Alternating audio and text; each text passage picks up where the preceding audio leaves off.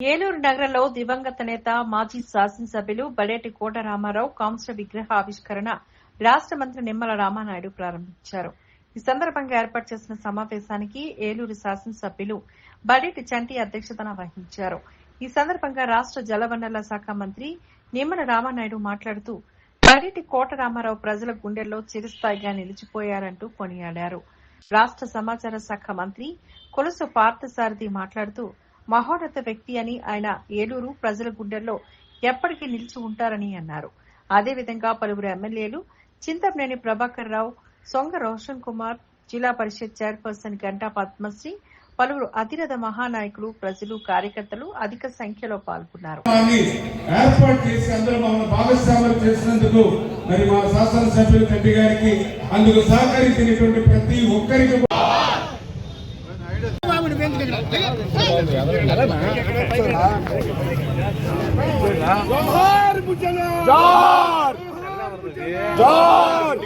అది కాదండి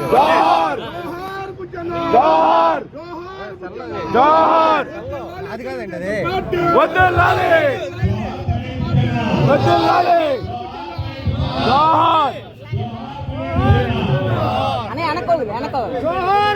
కూడా మరి వాళ్ళు రావడం అనేది చాలా గర్వకారణం. తప్పనిసరిగా ఆయన రుణం తీర్చుకున్నామని చెప్పి నేను ఈ సందర్భంగా మేమందరం కూడా అనుకోవడం జరుగుతుంది. మరి ఏదైతే పుట్టుక మరణం ప్రతి ఒక్కరికి సహజమే. మరణించాక కూడా ప్రజల గుండెల్లో స్థానం సంపాదించిన వాడే నాయకుడు అవుతాడని అంటారు. ఆ నాయకుడే బడేటి బుద్ధి అని చెప్పి నేను గర్వంగా చెప్పుకోగలను.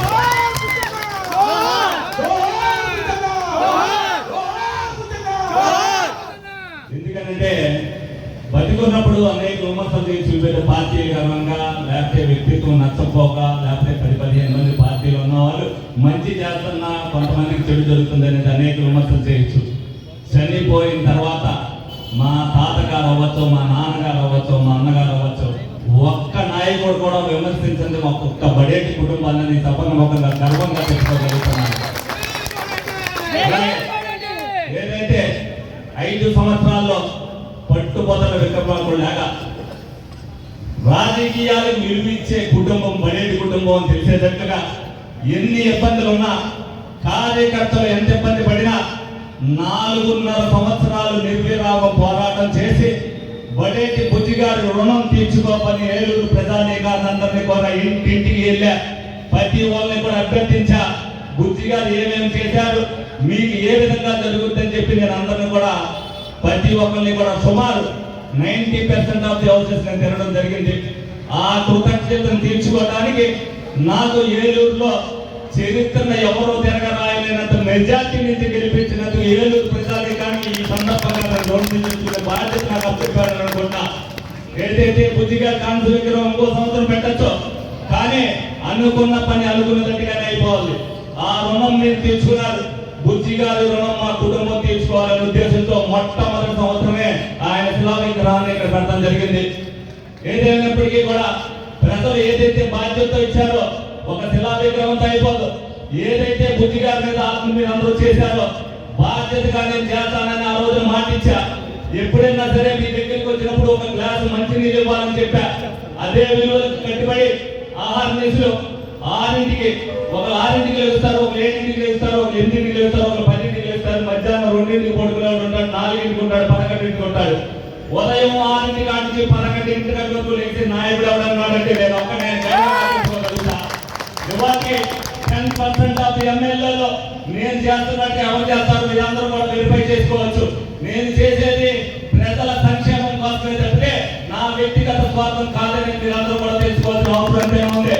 ప్రతి ఒక్కరికి కూడా నా ఆఫీసు గుమ్మం తొక్కిన వాడు ఎవరైనా సరే నవ్వుతూ బయటికి వెళ్ళాలి తప్పితే వేరే విధంగా వెళ్ళకూడదు అనేది నా ఆత్మసాక్షి చెప్తుంది. దానికి నేను చేస్తా.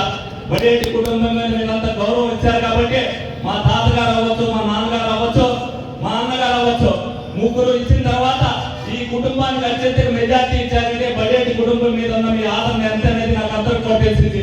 నా బాధ్యతను మీరు ఇచ్చిన మెజార్టీతో 4 గంటలు పెంచింది. అలాగే ఒక్కొక్కరికి ఒక్కొక్క ఆలోచన ఉంటుంది.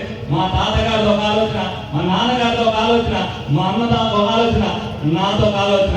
ఏ ఆలోచన అయినా సరే మా బ్లడ్ లో ఉన్నది ఒకటే, ప్రజలకి సేవ చేయటం అనేది.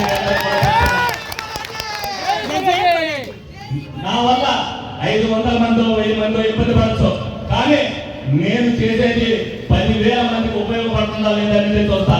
నా వెనక 10 కార్లు వచ్చినాయనే లేదు, నా వెనక 10 మందికి వస్తున్నారా లేదనే లేదు, 10 మందికి 10 చేశారా లేదనేది నాకు కావాలని చెప్పి చూసుకోవడానికి సందర్భంగా తెలుస్తా. విలువలకి రాజకీయాలకు విలువలు ఇచ్చేది బడేటి కుటుంబం. ఆ విలువలకు ఇవ్వకోకుండా, రాజకీయాలు ఇవ్వకోకుండా బడేటి కుటుంబం రాజకీయంలో ఎప్పుడు ఉండదు. అది ప్రజలకు తెలుసు. విలువలు ఇస్తేనే రాజకీయాల్లో తలెత్తుకు తిరగలం. ఇందాక ఒక మాట అన్నా, మంచి నీళ్ళు ఇవ్వడానికి వచ్చారని.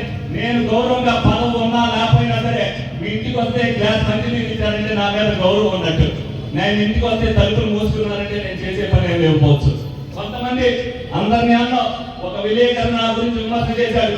నేను పిలిపించి మాట్లాడా. నేను విమర్శలకు భయపడ్డాను, కానీ నేను చెయ్యని పని ఎందుకు చేశామని చెప్పి అడిగా. తప్పనిసరిగా అందులో ఉంటే నా తప్పుంటే సరి చేసుకుంటానని చెప్పా. నేను ఒక్కనే మీ అందరికీ పని చేయలేకపోవచ్చు. నాతో కష్టపడిన ప్రతి ఒక్కరికి కూడా ఒక్కొక్క బాధ్యత చెప్పా. నా అవయవాలు ఎలా పనిచేస్తాయో నా చుట్టూతో ఉన్న మనుషులు కూడా అదే విధంగా పనిచేస్తూ మీ అందరికీ సేవ చేయాలని వాళ్ళందరికీ కూడా